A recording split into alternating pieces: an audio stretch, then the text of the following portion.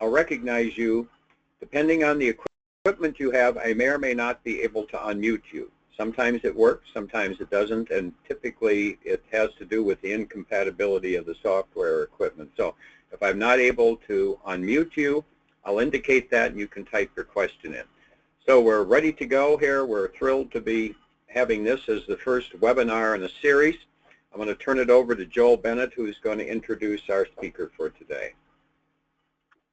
Great, thank you, Ron. I'm hoping everyone can hear me well. Welcome to the first in a webinar series, The Future of Workplace Behavioral Health Research.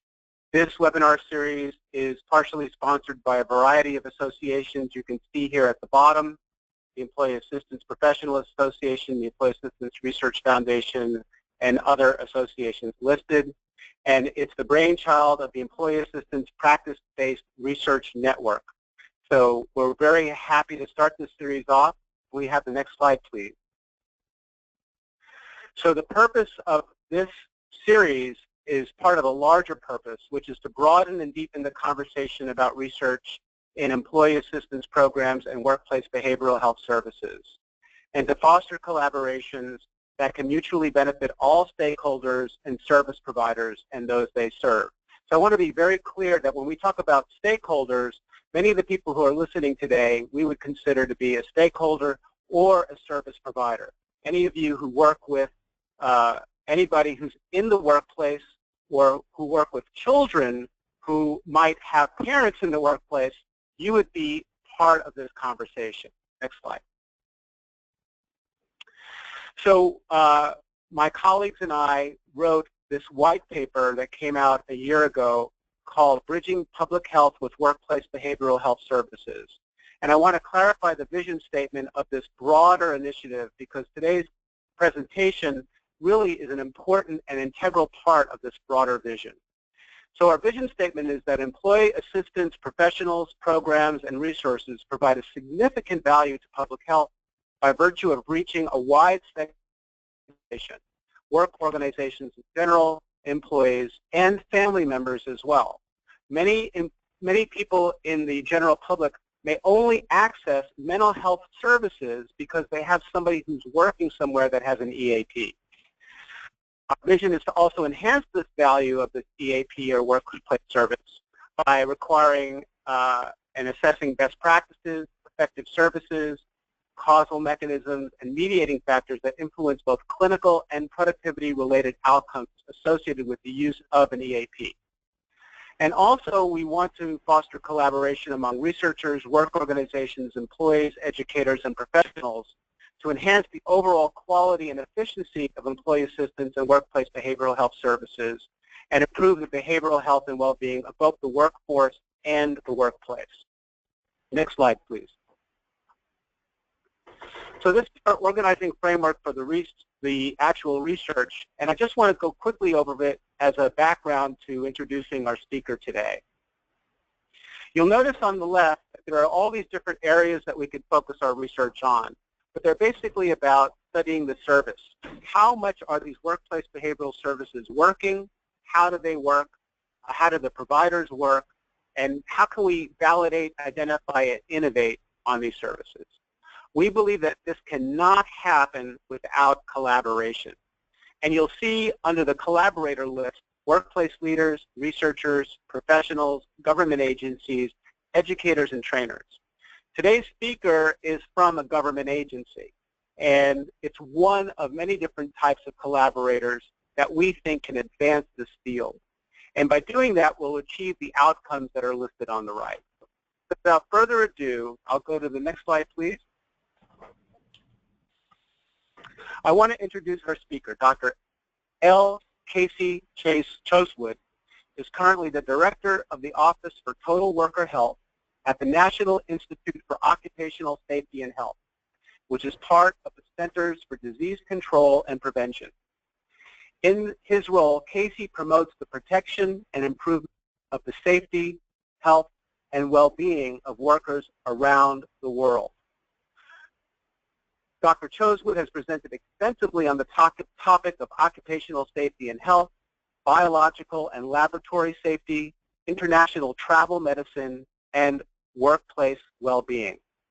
Dr. Chosewood received his medical degree at the Medical College of Georgia and completed his residency in family medicine at the University of Connecticut. He's been an assistant professor of family and community medicine at Emory University School of Medicine since 1997. I'm very excited to introduce Casey to you today, and I'll turn it over to you, Casey. Thank you for being here. Well, thank you so much, Ron and Joel. Joel, I appreciate that kind introduction today, and I must say that I'm really happy to be speaking to EAP professionals. For me, the work you do is so essential in today's rapidly changing society and in our workplace. You know, there are new industries and new jobs that are arising de novo every single day. And with the new economy that so many workers are entering into, the 24/7 pace of our world, especially as it relates to work, the new policy environment that so many of us find ourselves in, the relationships between employers and employees changing every single day. You guys are really at the very central intersection of this issue of work and health. And I think oftentimes you don't get the respect and the recognition that you deserve for the important role that you play. So I'm really happy to have the opportunity to speak to this audience. I'm also happy to explore the report on the future of workplace behavioral health research with you today, and I'll be weaving parts of that through the presentation. As Joel said, I lead the total worker health effort for NIOSH. NIOSH is a sister agency, part of the Centers for Disease Control and Prevention. We also work closely with the Department of Labor and OSHA. Although NIOSH is not a regulator per se, we do much of the research that informs a lot of the occupational safety and health standards and legal requirements of employers. So we're very much interested in keeping workplaces safe on every level, from physical hazards, from mental health hazards, from those things that might threaten well-being. That's really central to who we are as a government agency. So first I want to talk to you a little bit about something that my guess is you're already seeing, and that's how extremely important the behavioral health of workers is today. You know, we know that mental health issues are front and center. They're oftentimes the leading concern that employers have when they approach us. 5 of the leading 10 causes of disability for people in this country are mental health conditions, including things that you see every single day: depression, alcoholism, anxiety, substance abuse. These issues cut across, you know, socioeconomic status, geography, continent.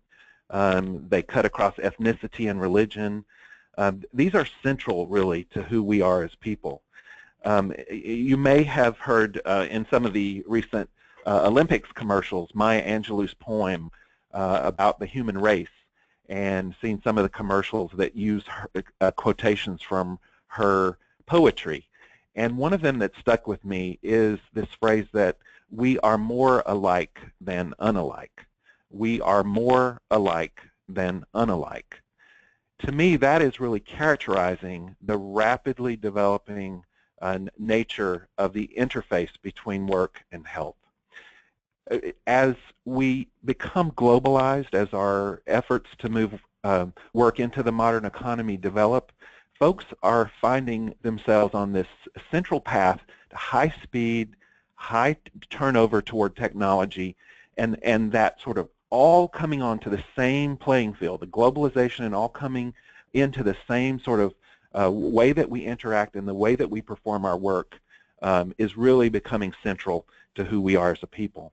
Unfortunately, along with that, though, is this increasing set of demands on us, this increasing interdependence, this increase in expectation that we're always available to our employers. So the shared experience, our commonness, our likeness, is really upping the stress ante, if you will, on many workers today. You know, it's estimated that by 2025, there will be 100 million years of healthy life lost because of workplace stress and workplace mental health concerns.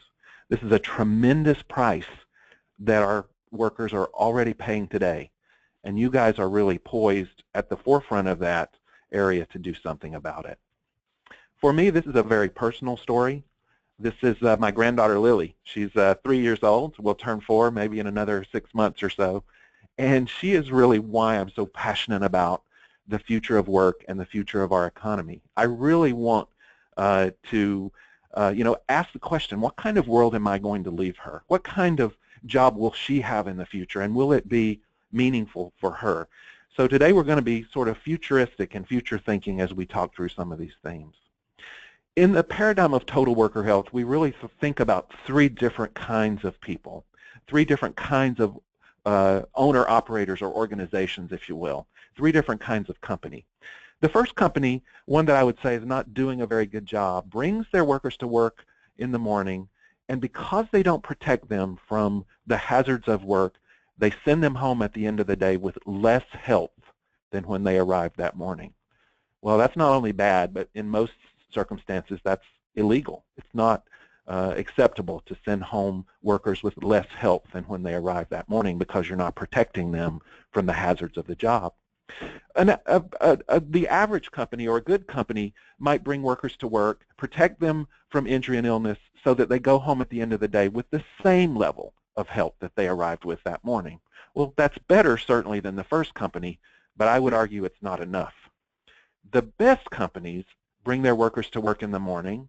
They keep them safe from hazards of the work itself, so they protect their baseline level of health, but they don't stop there. They invest in the health of those workers beyond what is required so that those workers go home at the end of the day with more health than they morning. Now, that's a pretty substantial contribution to someone's life because those workers carry that extra health home in the currency of better relationships with family and friends, with better longevity on the job and better opportunities for longer life after work. But here's the secret. Those same workers wake up the next morning with more health than they had the day before, and they bring that back to the workplace. And that translates for the employer in terms of productivity, decreased absenteeism, decreased presenteeism, more likely to be engaged in their work, less likely to be ill or injured on the job because of that daily increasing currency, if you will, of better health. That third company is the promise of the total worker health approach. So total worker health is really an equation, if you will, starting with keeping workers safe as the #1 priority. Every first dollar investment of a company must be made to keeping workers safe before you think about investing beyond traditional occupational safety. But when that's in place, adding in workplace policies, practices, and programs, and we'll talk a lot about the 3 Ps today because they are at the very core of the total worker health concept. Policies, practices, and programs that grow health, that actually increase people's ability to enjoy health opportunities throughout their working life, with the end product being creating worker well-being. And this is the final metric that we're after in the total worker health program. If we succeed or not is really based on how much worker well-being we can generate through the use of this paradigm that we call total worker health. Here's the formal definition. It's just another way of restating the equation, but it basically is advancing worker well-being through protection from work-related safety and health hazards, and then not stopping there, but promoting broader injury and illness prevention efforts. I really love this report that Joel referenced earlier. To me, this is it really highlights some of the challenges that are facing the work that you do and your discipline. And what I really found about this, I had the opportunity to read it, and if you haven't, I want to encourage you to do so. But what I like about this is that you're really taking a multifaceted approach, addressing this from the standpoint of many stakeholders.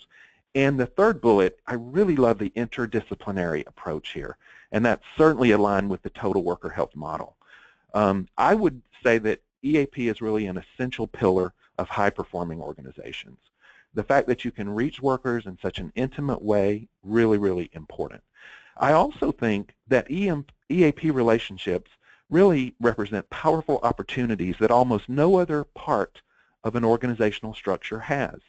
So I don't want you to think of your role in a limiting or compartmentalized or siloed way. I want you to think broader about your potential role in the workplace of the future. And I also want you to question some of the traditional paradigms that I think have been at the heart, if you will, of the employee assistance professional. And those, I would say, are this sort of paradigm between being a very private, privacy-oriented relationship with one that really looks at being able to be a source of rich, pertinent information for supervisors, leaders, managers of the organization. And that requires different thinking when you put on your private, consultative, clinical hat versus looking at the broader issues facing a workplace or an organization. Challenging that you can only be focused on solo or individual concerns, instead taking a population health focus for the population that you serve or that you represent. Moving from just a purely clinical model to one that really evolves into a consultation mode for the organization itself. Some of you are already making the leap to do that. Others are still very much in that sort of straight line clinical approach, just taking care of the patient in front of me. Ideally, EAP will be more meaningful to organizations and be able to solve more behavioral health challenges of the future if we take a broader approach. I also think the next slide shows that there are a number of research challenges that lie ahead. And I think more significant collaboration is going to be essential if we move the research dial forward. And I would encourage EAP professionals to think about collaborating more with the occupational safety community. You, at the end of the day, are after many of the same issues. You want higher performing workers, you want more engaged workers, you want happier, healthier workers with a stronger bank account of well-being, if we want to say it that way. Researchers in both fields should be open to the opportunities that the other brings to the table. You know, safety in most organizations is mandated and it's essential. So they're always looking for ways to improve safety outcomes. I think partnering with employee assistance providers in looking at where we can intervene and have an impact is a really valuable opportunity for both. I put this in the context of why work is so influential, if you will, to our overall health and well-being. And many of you know these things already. Your own job, my guess is, impacts so much of your life. Maybe even things that you haven't realized. I usually ask in a large audience, how many of you have ever moved for a job, picked up all your belongings, your family, and moved halfway across the state or the country? About a third of people have had a significant long-distance move for a job. Something so influential that makes you change every element of your day has to have a strong influence on our health and well-being. Right out of the bat, we know that our work determines if we're going to get ill or injured, the likelihood of that. Our wages are strong predictors of health. We know that low-paid workers have shorter lifespan than high-paid workers. We know that work is really where we get access to so many important benefits like health access, including things like income security or disability coverage. Even whether or not we're going to likely be a smoker or not is influenced largely by the work we do. Increasingly, we know that industry and occupation are tied to so many chronic disease outcomes as well. It's why I bring it back to my granddaughter Lily, and why it's important for me to think about what is it about jobs today that we can do differently in the generation to come to create better health opportunities. I bring your attention to the second bullet on long work hours and time poverty. Many folks today, unfortunately, because their wages are low, because their skill set doesn't really meet the needs of the current economy, have to piece together 2, 3, 4 jobs in order to make a living. People who have long work hours have no time for anything else. No time for relationships with family, no time to be a good mother or father, no time to be a good partner, no time to pick healthy foods or cook them so that they can eat healthier food options, no time for physical activity. This is a major, unfortunate marker of the new economy. There is a large segment of our workers who have significant time poverty, which is definitely very detrimental to their health. We talked about the connection between chronic disease and work. We know shift workers have long been associated with elevated risks for certain conditions like types of cancer, heart disease, diabetes, obesity. The risk of dying on the job from violence is strongly related to the shift you work and the industry or occupation you have. More recent work around the stroke severity and shift work just makes the case even stronger. The bottom line is this: the job you have today, the job every one of us has, is going to have a strong influence on our overall health and well-being. So we must invest opportunity. We must invest our efforts in changing the nature and the quality of work if we want to have a healthier population. So what job will my granddaughter Lily have in the future? Her mother is an executive chef, so we've already started some on-the-job training so she can follow in the family tradition should she want to do that. But when we're thinking about the characteristics of the future and what work will look like as we move ahead, you know, there are going to be a lot of jobs that are no longer around. In fact, some people estimate that 1 out of the 3 jobs that exist today will not be here a generation from now. And what's going to fill in are jobs that have not even been thought of yet, things that are doing much more around high-tech, high integration, really collating large amounts of technical information and opportunity coming in one place. It's going to certainly be volatile. There's a lot of uncertainty that's on the horizon, very, very complex and ambiguous. This really cries out for a comprehensive solution to the way we organize and design work. Take a look at this photo. Right at first it may look like just a truck going down the street, but I want you to pay attention to what the driver is doing. If you can focus in on this driver, he's actually not driving this vehicle. So this is a semi-autonomous big rig in the state of Nevada that's now logged more than 10,000 miles, where this truck is driving itself from destination to destination, from pickup to delivery. And this frees up the driver to decrease his stress level, to decrease the fatigue of having to be alert and so tightly bound to the steering wheel at all times. This is going to be one of the new jobs that's rethinking, that's recrafting, if you will, the way that we do work. This is important to NIOSH. These kinds of developments are important. The leading cause of workplace death is related to transportation. Motor vehicle incidents are the leading cause of workplace death, and many of these occur in non-transportation related jobs. So improving the safety of not only operators but the machine or the truck itself is extremely important to NIOSH. Early research shows that fatigue levels fall by 25% in semi-autonomous driving. So these kinds of technological advances that are going to occur in every single industry and occupation are going to challenge the way we currently think about the relationship between work and health. This may look like just any old sports article in the paper, but some of these articles now are being written by computers. So the next time you pick up a newspaper, the odds are that some of the content wasn't written by a human. Increasingly, journal articles or journalism articles are being done by computer and may only be edited at the end of the day. So for instance, a computer could listen in on a sportscast, write the article, and be ready for publication within seconds after the game is over. That's not currently possible using the traditional metric. There are lots of other jobs like sports writing that are going to go away really quickly in the new economy. Take a look at these pictures of sort of some of the new interface between man and machine.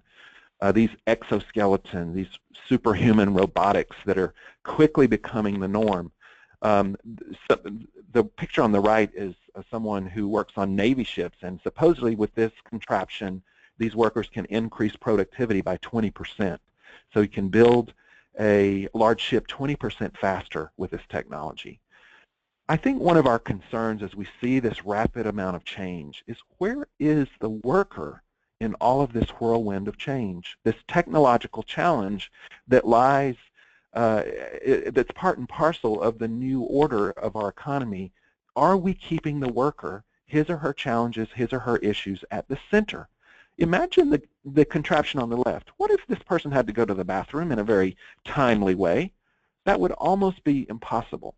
So while he can lift 500 pounds by flexing the wrist, is the trade-off for his health, well-being, his overall stress level, is it worth these technological advances? Here's an interesting webinar or a Envision seminar that we had at NIOSH on August 24th. And it was by a researcher at the University of Michigan, and the theme of it was, how can we trust robots? Well, increasingly, you and I are being asked to do that, both in decision-makings around how our drugs are filled at the online pharmacy, oftentimes done robotically. Robots are increasingly used in healthcare.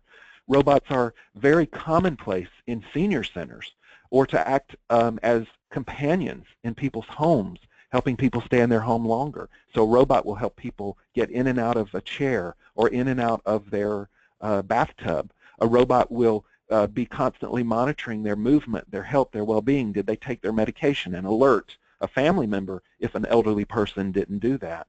Would you trust a robot to walk your dog every day? Would you trust a robot to babysit your children while you and your partner went out to the movies? There are companies betting you will trust a robot to do that. So increasingly, this interaction between man and machine is going to be more and more vital to how we craft work, and my concern is that we preserve the health of workers as those technologies are outpacing perhaps our ability to adapt. This isn't only happening in the technological space either. Benefits policy design is rapidly undergoing change. In fact, many people worry that there will be a decoupling of health benefits and employment. And as the new economy demands sort of a gig approach, an Uber approach, if you will, a piecing together of a number of jobs, that could very well be the case. So if you have 6 jobs that are really making up your day-to-day employment, who's going to provide your health benefits? And what will this decoupling mean? There's also this rush to provide greater benefits in some segments. LinkedIn, a couple years back, introduced a policy of unlimited vacation.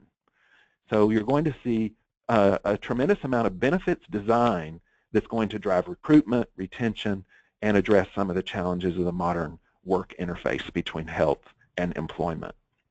At the same time, there's so much changing. Unfortunately, some jobs are stuck in the past with high hazards, what we would call traditional risks that cannot be ignored.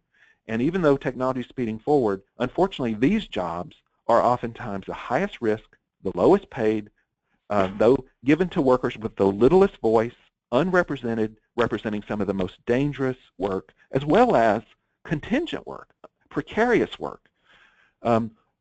Working from contract to contract, or temp job to temp job.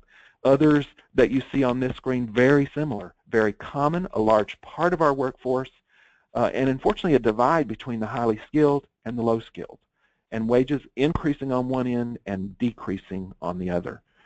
So many workers have jobs that carry high risk today. We cannot skip over them as we're thinking about the new developments in the new economy. Being from CDC, I'd also be remiss if I didn't mention one of the other challenges facing workers today, and that's this massive increase in substance abuse for the nation.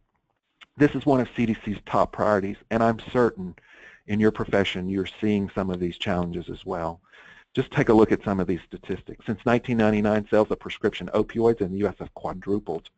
And it isn't alcohol or marijuana that are gateway drugs anymore. In fact, this metric below says that heroin use is now, the gateway for heroin addiction is not alcohol, marijuana, or cocaine. It's opioid painkillers. So it's actually a legal drug that's the gateway to this really strong epidemic of heroin addiction that we're seeing in parts of the country.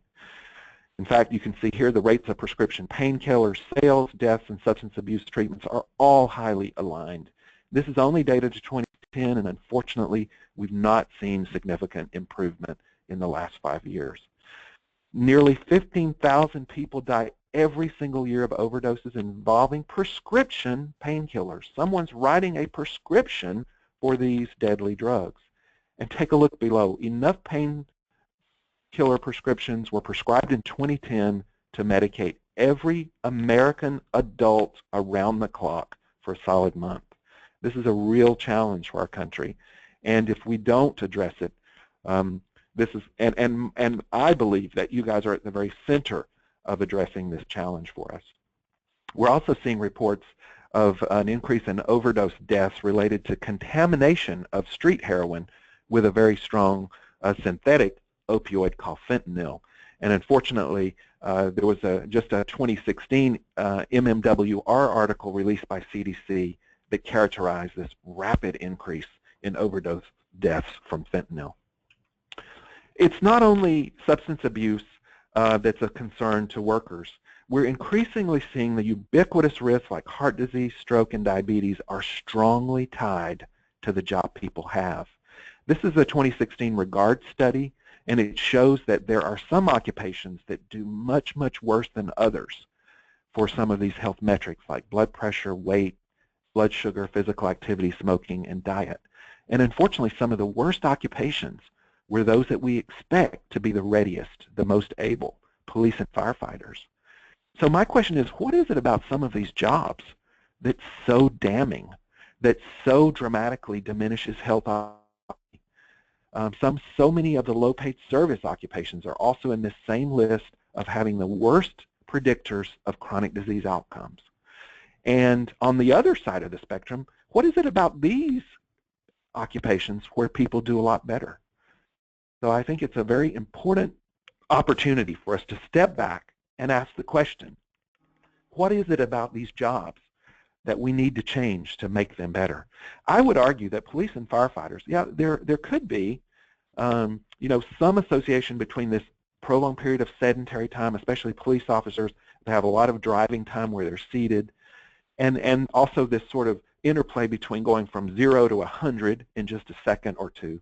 But my guess is stress has a significant link between the nature of their work, the demands of their work, the long hours, the shift work, the time poverty of their work, and some of these poor health care outcomes. Some of our own research within our Total Worker Health Centers of Excellence draws a very strong conclusion around the risk of obesity by the number of work stressors. So if you have 4 or 5 of these listed stressors down below, like low decision latitude, heavy lifting, a report of physical assault in the past 3 months, your odds ratio of having obesity is 3 to 4 times higher than someone who doesn't have these stressors in their job. Directly linking these kinds of challenges based on occupation and industry. Part of the underlying challenge here is that the very nature that we design jobs, the very nature that the employer and employee come into contact with each other is rapidly changing. And we know that that's only going to pick up speed. In fact, the 20th century model just doesn't exist, and it's not coming back. Instead, it's being replaced by this virtual workplace, new economy employment, where there may be confusion over who the responsible employer is. And I think that will be something that future research and employee assistance must take into account. Many, many jobs are not going to have a traditional workplace any longer. They're not going to have a traditional manufacturing plant or one single place where people work. The rise of virtual employment may challenge the model in which you do your work. So what does this current century that we're in, what does it look like? There's going to be a tremendous focus on engineering and computer science, miniaturization, robotization, expansion of artificial intelligence systems, increasing reliance on digital technology so that telework and nomadic work will become more common. All of the barriers that existed between time and space, between global and domestic, are going to disappear. And even though there is so much sort of freedom that may come from this, there's also the harness, if you will, of job monitoring, which is going to hang over people's head. Can you imagine the stress if you're working from home knowing that someone's job is to take a screenshot of your computer every 6 seconds to know what you're doing and analyze how productive you're being as you telework from a distance? How do you think that would feel? What would be the stress of knowing someone's monitoring every keystroke or monitoring? Technology exists that will make that possible, and they can give a productivity number at the end of an hour or at the end of a shift to see how productive remote employees have been. And we've already mentioned this Uberization, or this gig economy that we're evolving to, this series of short-term jobs that are coordinated through a mobile app. Basically, I heard it put perhaps most succinctly this way. My father had one job for 60 years. I will likely have 6 jobs over my lifetime. My children will likely have 6 jobs at one time. That's going to be the defining way that we view work in the new economy. Now, how does this impact health? What is going to be the price to pay on a personal health and well-being side of this equation? I think there's going to be tremendous challenges related to the precariousness, the non-permanence, if you will, around this type of employment. Now, while some people may love it, while maybe the tech wizard who loves consulting for one company for a few weeks and moving on to the next challenge, or some people who like the freedom and flexibility of working for 3 months and then taking a week or two off, there may be a lot of health benefits from that in some individuals. But our worry is the ones who are at highest risk for underlying health challenges and safety risks at work are going to feel only the negative side of this precariousness. And I'll just ask you to pause for a moment and think to yourself, how secure and happy and how well would you feel if you didn't know if you're going to have a paycheck 2 weeks from now or 4 weeks from now? If you couldn't count on, if there was no contract, if you will, no employment relationship that guaranteed an income 2 weeks, 4 weeks, 6 weeks from now, how would you feel? What would your stress level be? What would your priorities shift to become if that were the case? Increasingly, that's going to be the nature of employment as we move ahead. NIOSH has already started thinking about these potential health effects, and we already know some things already. We know that there is worker stress related to uncertainty, to interrupted work, and we know there's associated reduction in earnings in this kind of setting for certain employees. We're also concerned about this separation of benefits that come from traditional employment. And what about after injury or illness? Who's responsible? Is it your employer of record? Is it the subcontracting agency? Are you on the hook yourself? Are you considered a sole contractor, so any injury or illness that you might get is completely your responsibility? And are contingent workers as protected by OSHA laws, by state laws around safety and health, as are non-contingent workers? Certainly some of our research is saying no, that's not the case. This is, I think, a very important overview of some of the issues that current research is being done at NIOSH and through our centers of excellence, looking at how we can advance worker well-being through the total worker health model.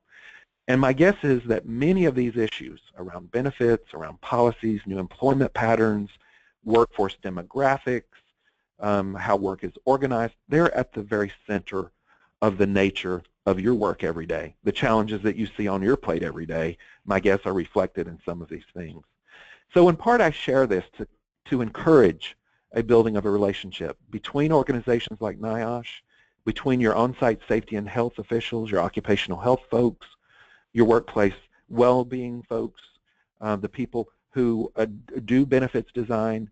If you don't, as an employee assistance professional, have a seat at their table, I think it's time to integrate what you do with the work of these other professionals, because at the end of the day, you're really all after the same thing. So we say, here's the meat of the program. Here's where your intervention should lie. Think about worker-centered operations. How can the very nature of the work is being done give workers a stronger voice into the design of that work, the priorities of that work, the flexibilities of that work, the start time, stop time, break time of that work? Do workers have a role in participating in problem solving routinely? Do they have a say around the conditions and nature of their work? Do we invest enough in healthier supervision? Are we training our managers with enough skills to be able to manage a diverse and changing and aging workforce? Are we recognizing the link between the work itself and the causes of chronic conditions? And when we do, how can we intervene to stop that negative outcome from the work itself and its risk for chronic conditions? How can we build in more flexibility day in and day out? Now, these are the kind of policies that we think are most important to improving health. What you didn't see on this list was a lunch and learn about diabetes or a Biggest Loser contest. What you didn't see here was a noontime Tai Chi class. Why? Because you cannot overcome 8 hours, 10 hours, or 12 hours of poor working conditions with a 30-minute yoga class at noontime. It is not possible. This is where the challenges arise. This is where the health risks lie, in these kinds of interventions. And that is why we prioritize those over the traditional wellness programming. It isn't that we don't see value in providing health opportunities on site for workers, like training or in nutrition and physical activity, or helping folks stop smoking. We do see value in that, but alone, it's inadequate. Alone, it's not enough. It will not change the health metric of greater worker well-being unless you change the nature of the work itself. We've put a lot of research effort this past year in defining a new research area for NIOSH. It's called Healthy Work Design and Wellbeing. It's called a new cross-sector for NIOSH that really is trying to add value to every single job that's created in the future. We're looking for partners in this work. So if you have a strong research interest in healthy work design and well-being, we'd love to hear from you at NIOSH. I touched a little bit on healthier supervision. You probably don't need this part of my lecture because my guess is your years of experience have borne this out. You probably already know that most people don't leave a job because of poor pay. Instead, they leave a job because of a poor supervisor. Take a look at this second metric here. What does your office do to help alleviate stress in the workplace? 66% in this survey said absolutely nothing. Yet workplace stress is usually at the top of every list of complaints that we get from both employer groups and employers themselves. We all know that manager effectiveness and engagement are strongly related. If you have a high percentage of manager effectiveness on the excellent level, you can get response rates of 80–90% of engagement. There is not enough investment in training managers with health outcomes in mind, and that we think is a substantial missed opportunity. I think this puts it well. Quality of leadership has the strongest relationship with effectively engaging and motivating employees. I can't say enough about the importance of the intervention of workplace flexibility. This is extremely important. These are companies that have implemented various flexibility programs, including telecommuting and letting people choose in their start time, letting have flex, having as much flexibility day in and day out. And there's UPS showed a 17% increase in productivity. First Tennessee Bank reported a savings of $3 million in turnover costs when they implemented a flexibility program. Their improvements translated into 96% of retention for their workers compared to the industry average of 87%. And Costco reported a turnover rate that's 1/3 of the industry average based on the implementation of new workplace flexibilities. I'm going to sum up by just going over a few things related to what I would say is the traditional versus the new hierarchy of controls. So imagine you have a new job. Welcome to your first day on the job. And by the way, your job is to produce cyanide. So by all means, make sure you follow the directions. We don't want you getting exposed to such a deadly chemical. So you could say, well, gosh, I need to find as many ways as I can to protect myself from that cyanide. Yes, I could wear a mask. I could put myself in a moon suit and go into, an environment where cyanide is spewing all over the place. Well, yes, you could do that, but that would be the least effective mode to preventing any kind of major disaster. We would put that down on the low end, the red part of this hierarchy, as the least effective, protecting yourself with personal protective equipment. Instead, we would want to start at the most effective end. Could we get rid of cyanide in the air because we do all of this work in some sort of enclosed chamber where people never enter? Could we substitute cyanide for something that's less hazardous? Depending on the nature of our work, that would be very possible. There are chemicals that do the same thing. One's hazardous, one's less hazardous. Pick the less hazardous one.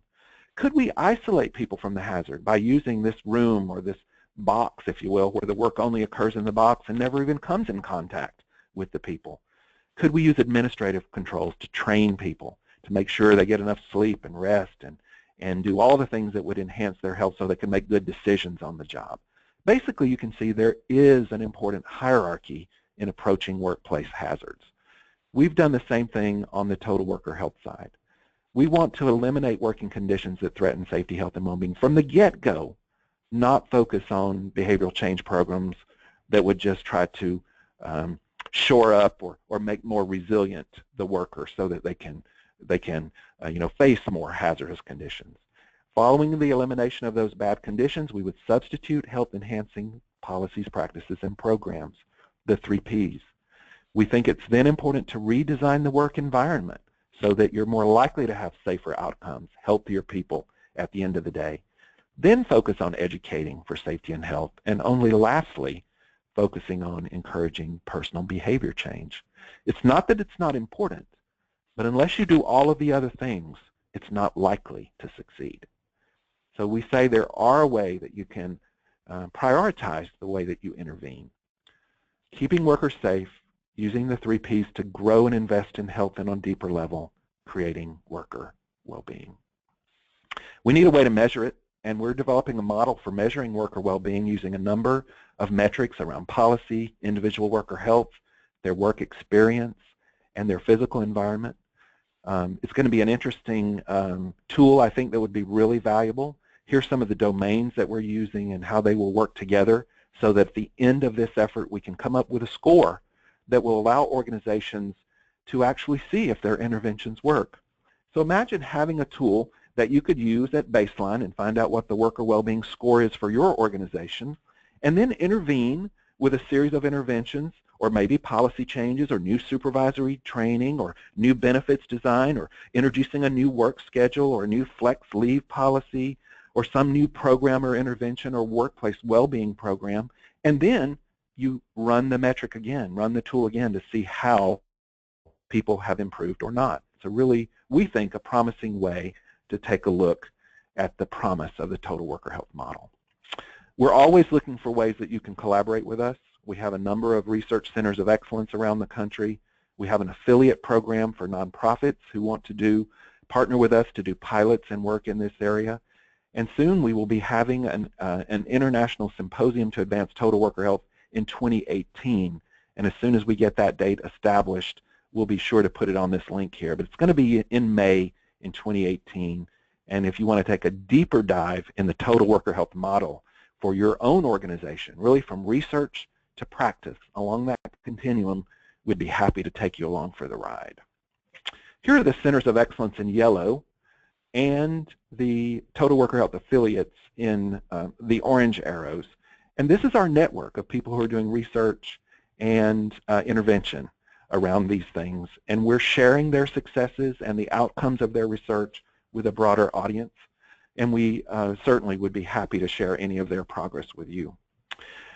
We also have 2 new universities of excellence that are not shown yet because they were just awarded in the past couple of months. One is at the Colorado School of Public Health in Denver, and one is at the University of Illinois in Chicago. There are a number of ways you can connect with us and follow our progress. We have an active Twitter account, and LinkedIn posts are updated frequently. We also have a Total Worker Health in Action e-newsletter that now has more than 65,000 subscribers. So we would love for you to become 65,001 if you're not already signed up. The fastest way to find us is just to Google Total Worker Health, and you'll be linked to all of our products. Here's our core team, including Dr. Donjanea Williams, who's on the front row, second from the left, and Donjanea is an employee assistance professional. She also assisted me in today's presentation and was responsible for my invitation to speak to your group. So I just want to say thanks to Donjanea for all that she's done to bring me here today. I'll end where I started.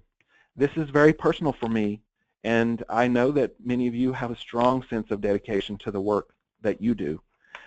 You know, at the end of the day, having the health you desire and the time with those you love while you're at work and after you retire is why this really matters. It's why your job really matters. It's what you're contributing to the opportunity here. So you're vital. Your job is essential to making sure this happens. I would say you're indispensable. And with that, I'll say long live EAP, and Joel, turn it right back over to you. Well, great. Thanks. That was so wonderful, Casey. We're always happy to hear from you. It's thorough, a lot of great nods to the EAP professionals. So I'm going to go to Ron. Do we have any questions coming in at all? It's time for people to ask questions.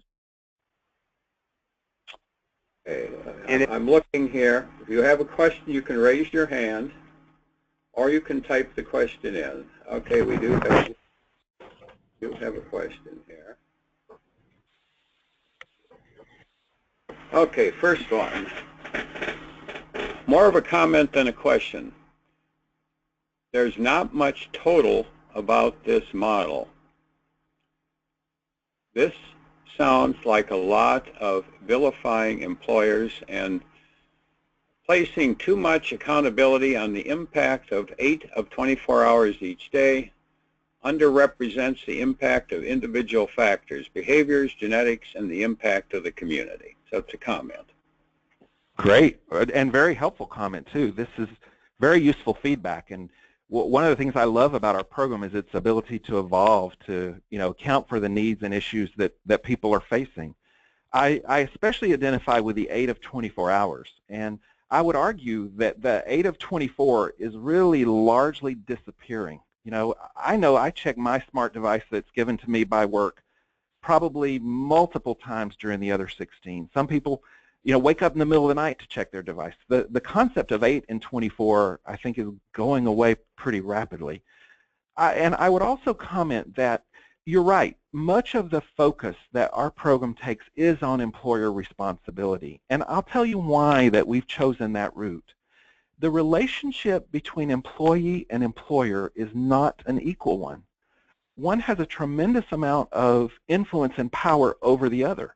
Now, yes, employees are not bound to a job. They can leave.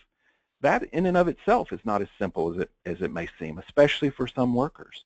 So we do place emphasis in our approach on the responsibility of the organization to look out for the health and well-being of the organization's employees. That isn't to say employees don't have a role. I think both have a shared responsibility. But because the equation between the two, the power base, if you will, is more shifted to the side of the employer, we do put emphasis on their responsibility, especially when it comes to safety. I mean, that's a mandated legal responsibility. But I definitely appreciate that input and comment. I think it's an important contribution. And I love the commenters mentioning the important role of genetics and community and some of these other things. That's why I am all for a comprehensive model that looks at cumulative risk, at cumulative opportunities to improve this whole nature of work and health. And I agree with the commenter wholeheartedly. We need to think abroad, take a broad look. So really useful comment. Okay, so then there are a number of questions and comments. Will the slide deck be available? Will the webinar be available? And yes, that will be true here. Then there are a couple of questions. I'm going to combine a couple of questions. Do you have an example of what increased health is for these best companies? I'm going to relate that to what are the top behaviors supervisors can demonstrate to create a better climate in the workplace? Yeah, super. Really good question. There are some, and I'll start with the second part. There are some really what we would say are effective ways to do healthier supervision. In fact, we've done a two-part, 2-hour webinar, so it's 4 hours on the topic of healthier supervision. And some of the things that come to mind are issues like recognition and support, more flexibility in the day-to-day work, recognizing people's individual contributions, giving a voice to people in the design of their work, in the schedule design, in their in the way they make decisions about the order and priority of their work, more looking at outcomes as opposed to process in the day-to-day work itself. Also training supervisors better around recognition of underlying health challenges like mental health conditions and raising red flags early, understanding their role in supporting people who are at work with disabilities. More than half of disabilities are hidden to the eye, and having an appreciation of that as a supervisor important. Also being able to work with a diverse population, understanding the different generational needs of Gen Yers and Xers and Gen Z as opposed to baby boomers. That's a skill set that's important today.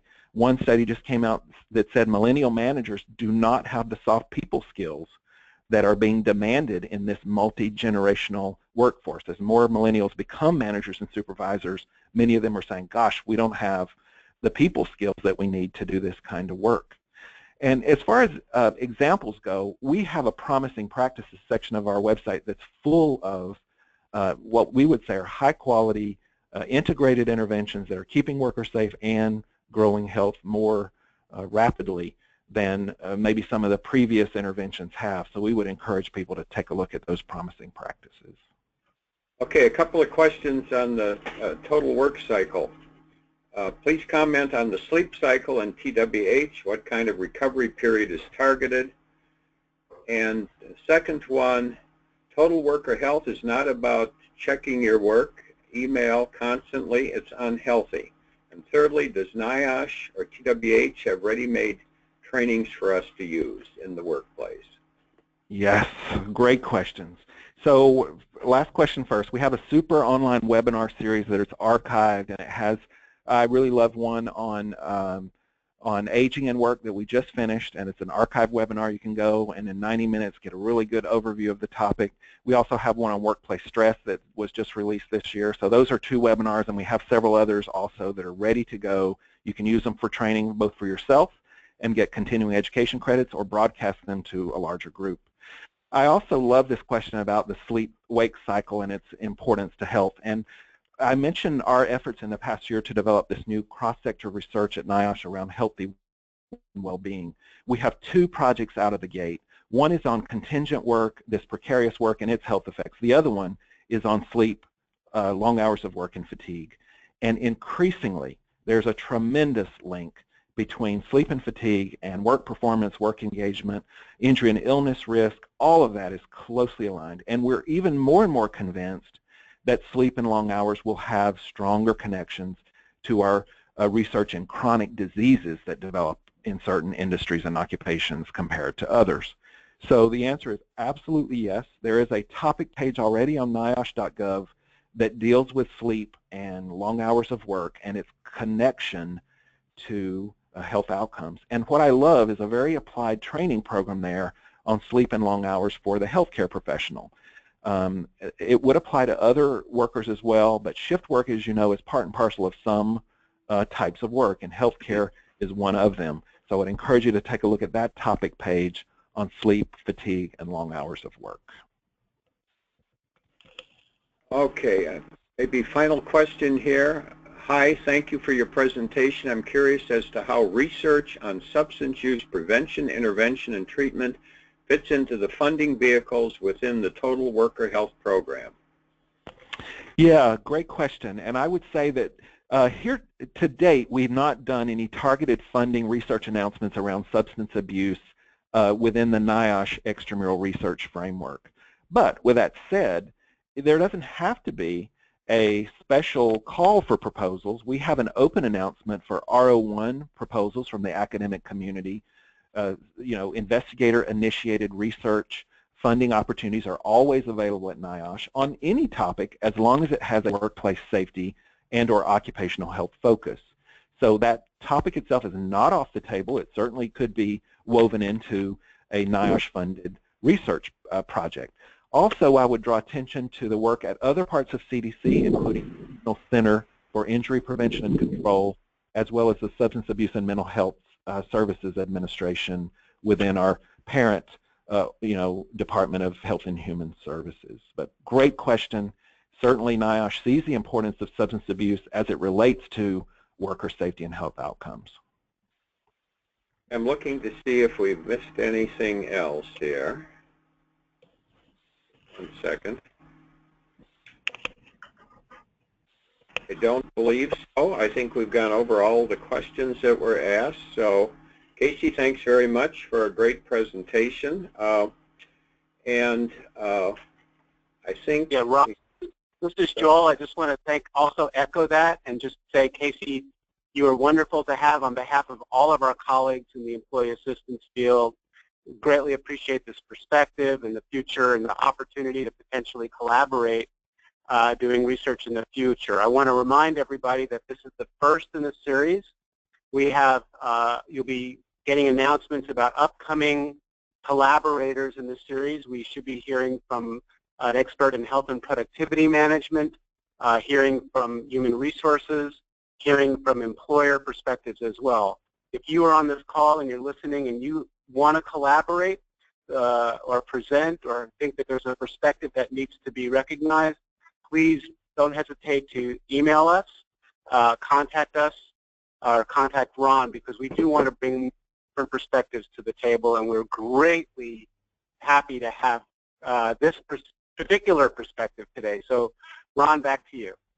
Okay, and so again, the PowerPoint will be available, and also the recording will be available of this presentation if you have colleagues who did not join the presentation today. So thank you very much. We're ready to adjourn here.